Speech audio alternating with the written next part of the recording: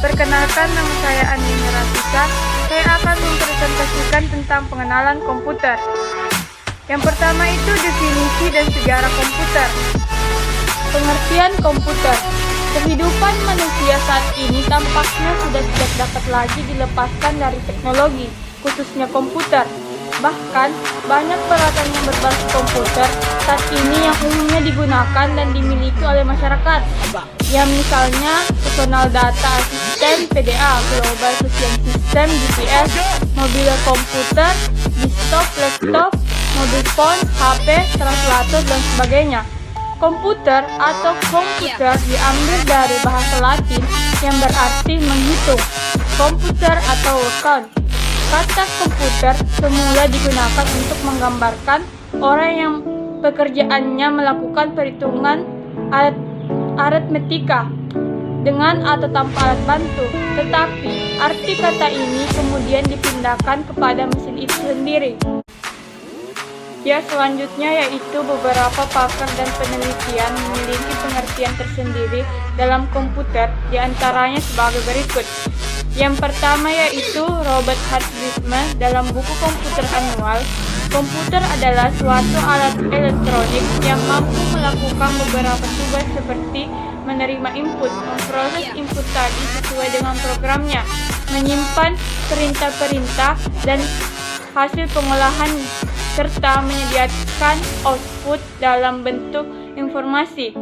Yang kedua yaitu Ronald Alexander dalam buku Computer Today.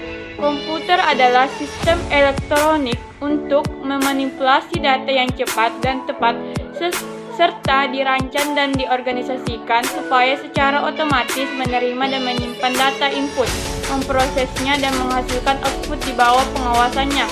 Suatu langkah-langkah, instruksi-instruksi program yang tersimpan di memori program. Yang ketiga itu Markell dalam buku Computer Organization. Komputer adalah mesin penghitung elektronik yang cepat dapat menerima informasi input digital, memprosesnya sesuai dengan suatu program yang tersimpan di memorinya dan menghasilkan output informasi. Jadi, dapat kita simpulkan bahwa komputer adalah sekelompok alat elektronik yang terdiri atas perintah input, alat yang mengolah input, dan peralatan output yang diberikan informasi serta bekerja secara otomatis. Yang kedua itu penggolongan komputer.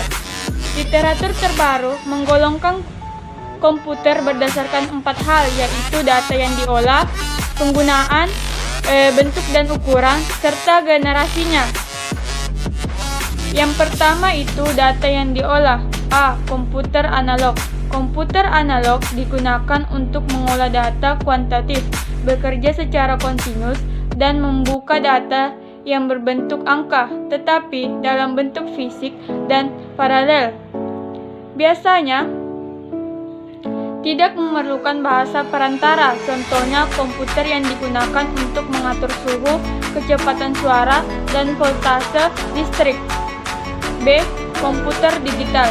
Komputer digital digunakan untuk mengolah data kuantitatif, huruf, angka, kombinasi huruf dan angka, serta karakter khusus. Biasanya memerlukan bahasa perantara. Salah satunya adalah komputer PC. PC adalah personal komputer, laptop dan sejenisnya.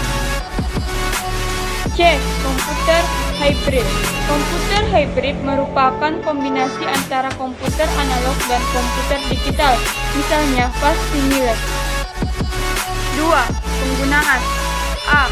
Komputer untuk tujuan khusus, special purpose komputer. Komputer ini digunakan secara khusus dan mempunyai satu fungsi kerja, misalnya secara service. PC, router atau terminal DOM. B. Komputer untuk tujuan umum, general purpose komputer. Komputer ini digunakan secara umum, misalnya untuk mengolah grafik, mengolah multimedia, mengolah database, dan mengolah program lainnya. Yang ketiga itu bentuk dan ukuran. A. Superkomputer. jenis komputer yang digunakan untuk menyelesaikan masalah yang membutuhkan perhitungan sangat kompleks karena bentuk dan harganya relatif mahal. Komputer ini jarang kita temui, biasanya digunakan di universitas, pemerintah, dan pengusaha besar. D. Mainframe komputer. Jenis komputer ini digunakan di lingkungan ketika si pengguna membutuhkan akses untuk menjalankan program dan memakai data secara bersama-sama. Biasanya, komputer jenis ini banyak digunakan sebagai service e-commerce yang melayani transaksi melalui internet. C. Mini komputer. Komputer jenis ini lebih kecil dari komputer jenis mainframe, tetapi lebih besar dari jenis mikrokomputer. Biasanya memiliki beberapa terminal. Jenis komputer ini digunakan sebagai server jaringan komputer atau server internet. D. Workstation komputer. Komputer single user digunakan oleh satu orang yang sangat powerful.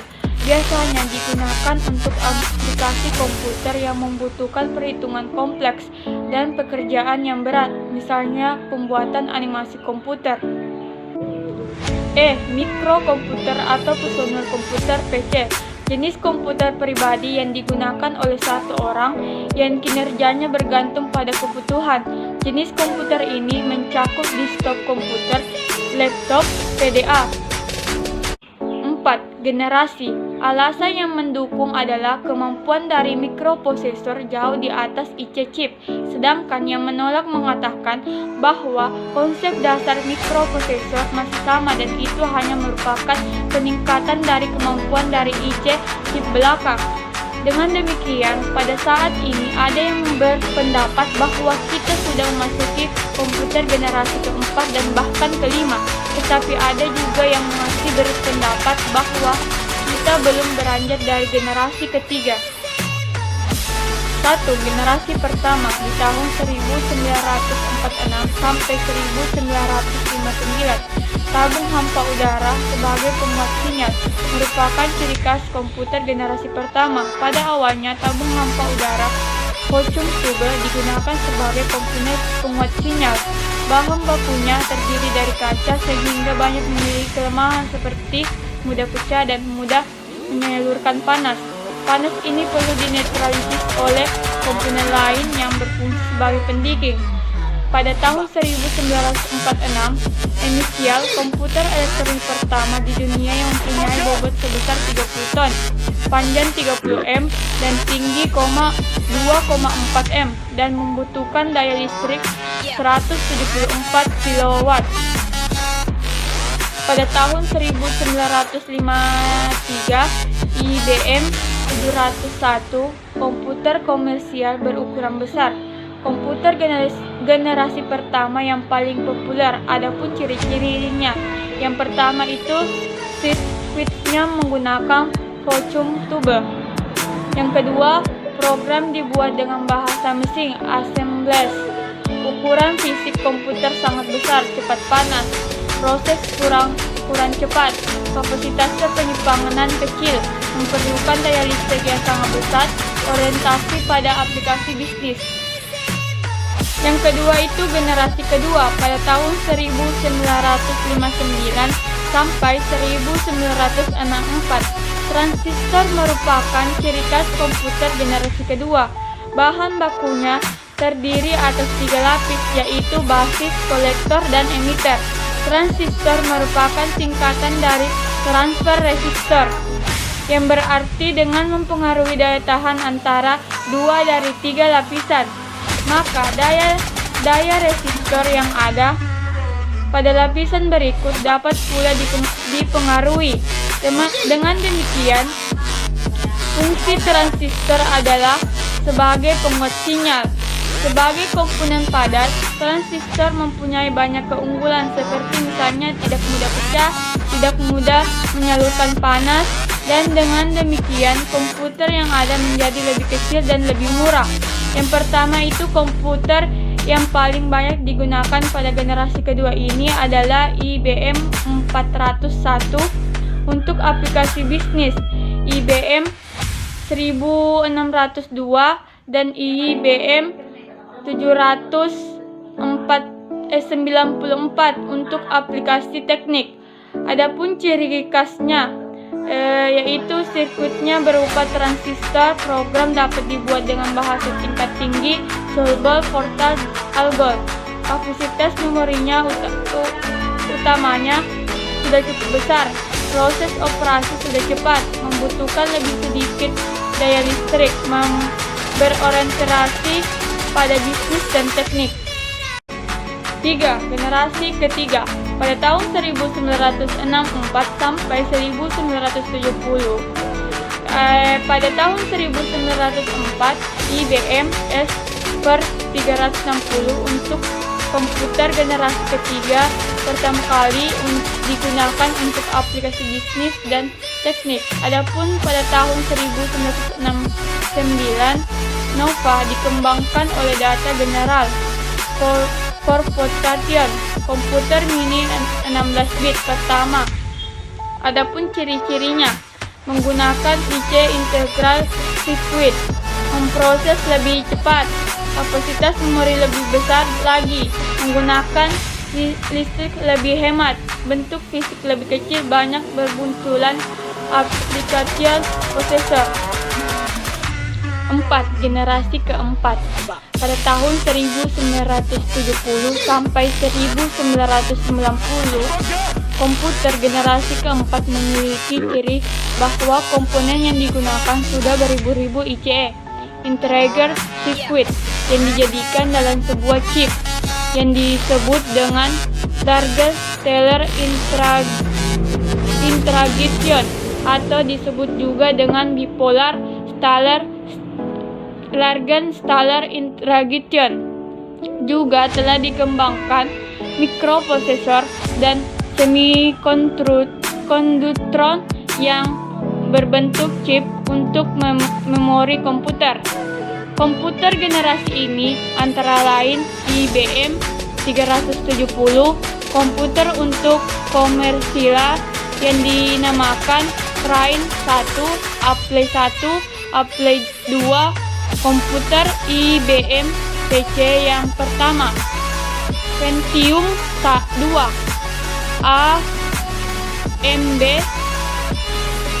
AMD K6 3D. Pada komputer generasi keempat ini sudah menggunakan sistem operasi Windows yang pertama. 5. Generasi kelima. Sejak tahun 1970-an, komputer generasi keempat memiliki ciri bahwa pengembangan dari chip yang disebut dengan Large Stellar Integration atau disebut juga dengan Bipolar Large Stellar Integration menjadi VLSI. Dikenal juga dengan sebutan generasi Pentium. 2. Golongan data elektronik (PDE), Electronic Data Processing, atau pengolahan data elektronik adalah manipulasi dari data ke dalam bentuk yang lebih berarti berupa suatu informasi dengan menggunakan suatu alat elektronik, yaitu komputer. Beberapa pengertian data adalah kumpulan kejadian diangkat dari suatu kenyataan yang berupa angka-angka, huruf-huruf, atau simbol-simbol khusus atau gabungan darinya. Pengolahan data adalah manipulasi dari data ke dalam bentuk yang lebih berguna atau lebih berarti berupa suatu informasi. Informasi adalah hasil dari kegiatan pengolahan data yang memberikan bentuk yang lebih berarti dari suatu kejadian. 3. Siklus pengolahan data. Origination adalah proses pengumpulan data yang berupa proses pencatatan data ke dokumen data. Input, proses memasukkan data ke dalam proses komputer melalui alat input deriver. Processing adalah proses pengolahan data dengan alat pemproses processing deriver yang berupa proses penghitung, membandingkan, mengklarifikasikan mengurutkan, mengendalikan, atau mencari torrent. Output adalah proses menghasilkan output dari hasil pengolahan data yang menggunakan alat output derivan, yaitu berupa informasi. Distribution adalah proses dari distribusi output kepada pihak yang berhak dan membutuhkan informasi. Itulah presentasi yang sempat saya bawakan. Assalamualaikum warahmatullahi wabarakatuh.